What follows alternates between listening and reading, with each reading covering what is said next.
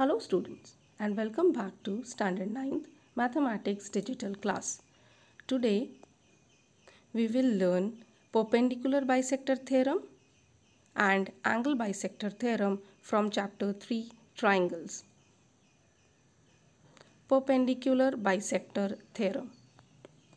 Part 1.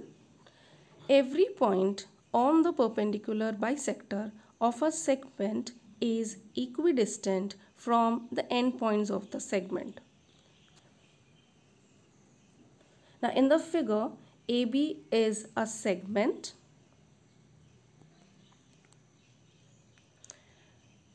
Line L or PM is the perpendicular bisector of segment AB at point M. Point P is any point on line L. To prove PA equals to PB.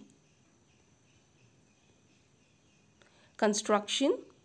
Draw segment AP and segment BP. Proof. In triangle PMA and triangle PMB, segment PM is congruent to segment PM common side. Angle PMA congruent to angle PMB, each 90 degree. Segment AM congruent to segment BM given. Therefore, triangle PMA is congruent to triangle PMB by SAS test of congruence.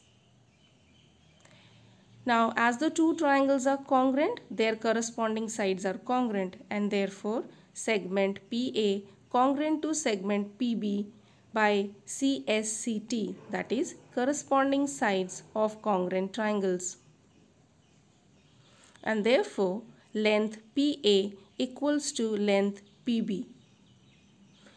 So hence we have proved every point on the perpendicular bisector of a segment is equidistant from the endpoints of the segment. Now let's see the part 2. Any point equidistant from the end points of a segment lies on the perpendicular bisector of the segment.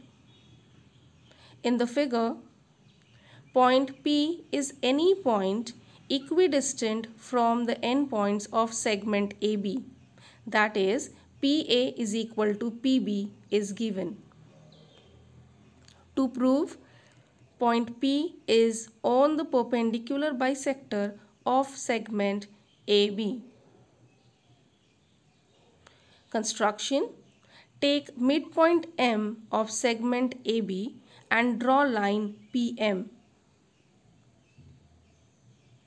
Proof. In triangle PAM and triangle PBM, segment PA congruent to segment PB given. Segment AM congruent to segment BM by construction. Segment PM congruent to segment PM common side, and therefore triangle PAM is congruent to triangle PBM by SSS test of congruence, and therefore angle PMA congruent to angle PMB by corresponding angles of congruent triangle. But angle PMA plus angle PMB equals to 180 degree by linear pair axiom.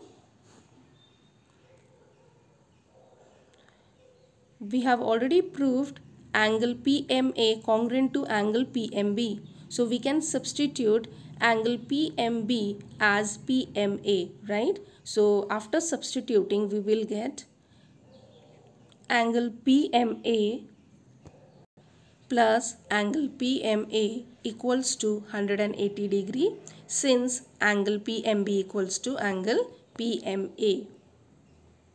So 2 times angle PMA equals to 180 degree, and therefore angle PMA equals to 90 degree. and therefore segment PM is perpendicular to segment AB. Let this be equation number 1. But M is the midpoint of segment AB by construction. So this is equation number 2.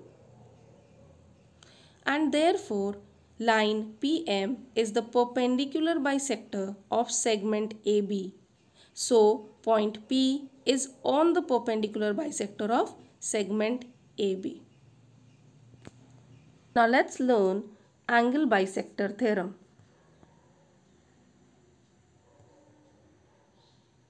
Part 1. Every point on the bisector of an angle is equidistant from the sides of the angle.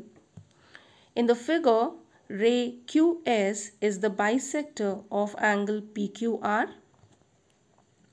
Point A is any point on ray QS. Segment AB is perpendicular to segment QP. That is, AB is the distance of point A from ray QP. Also, segment AC is perpendicular to ray QR. That is, AC is the distance of point A from ray QR. Then, segment AB is congruent to segment AC. That is, every point on the bisector of an angle is equidistant from the sides of the angle. Okay. Now let's see the part 2. Any point equidistant from sides of an angle is on the bisector of the angle. In the figure, A is a point in the interior of angle PQR. Segment AC is perpendicular to ray QR. Also, segment AB is perpendicular to ray QP. And AB equals to AC. Then, ray QA is the bisector of angle PQR. That is, angle BQA is equal to angle CQA.